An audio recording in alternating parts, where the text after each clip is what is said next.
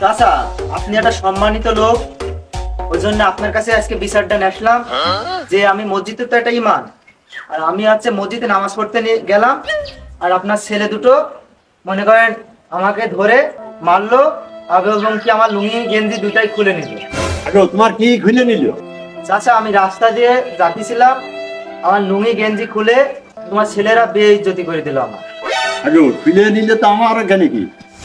চাচা, আমরা তোমার কাছে এসেছি, এর বিচার চাই। তো সাহস তো কম না, তুই মিয়া ভাই আব্বার কাছে বিচার দিতে আইছিস, তো শিক্ষা তো হইলি, তো শিক্ষা আবার দিতে হবে তাই না? তোর কি করবে এবার বাগে বালি খালি বাড়ির মধ্যে ও দেখো চাচা তোমার সামনে হুমকি দিচ্ছে, তাহলে তখন কি করিছে? ও দেখো এই শালার রাজাকারের বাচ্চারা, আমার বাড়ি এসে আমার বাপের কাছে বিচার দিচ্ছিস, তোদের এত বড় সাহস দিস কিনা? মাইরে একদম ঠ্যাং টুং ভাঙি ফেলা বানাবে দেখছাল, মাথা মটকা যদি একবার গরম হয়। উস্তাদ আমি কি সাইজ করে দেবো? আব্বার সামনে আমি কিচ্ছু বলিস নি, তোরা রাস্তায় লাগুক আগে, শালা রাজাকারের বাচ্চারা, তারপর সাইজ করতে বলে। চাচা, আমার আব্বা মনে করো ভালো মানুষ, রাস্তা দিয়ে হাঁটি যাচ্ছিল, দুই হারাম দাদা আমার আব্বাকে ধরে মারিছে।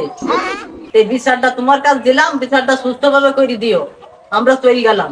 দাও বাবা, বুঝেছো? করে দিবেন।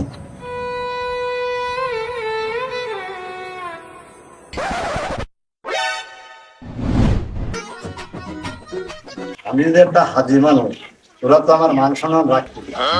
রাস্তার লোকের গায়ে হাত দিয়ে মাইদের ফেরি এই জামাটা বিচার নিয়ে আসে, ওরা কি ভাবে সেটা কি শুরু করে?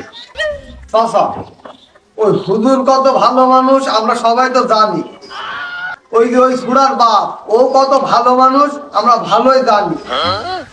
যে ও তোমার টেনশন করতে হবে না, এর পরে যাতে তোমার বাড়ি না আসে আমরা সেই ব্যবস্থা করছি, তোমার আর টেনশন করার কোনো দরকার নেই, আর কোনোদিন আসবে না তোমার বাড়ি, ওরা এরকম বিচার নেই, সেই ব্যবস্থা করছি। উস্তাদ চলো। ওই শালা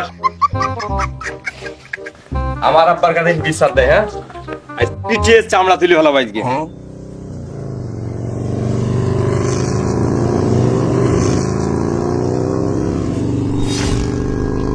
ডাকো। এই এই পাতিমুল, তোর এত বড় ক্ষমতাতে আমার আব্বার কাজ দাই দিস বিচার?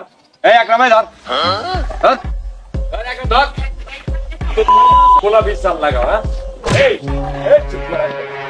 আমার বাবার কাছে বিচার দিস, শান্তির বলা তোরা এলো ক্ষমতা কে দিতে হবে? বেরো যা, বেরো যা, বেরো যা, বেরো যা। এই সবাই দে, এই সবাই দে, এই সবাই দে, সবাই দে, শান্তি বলা সবাই দে।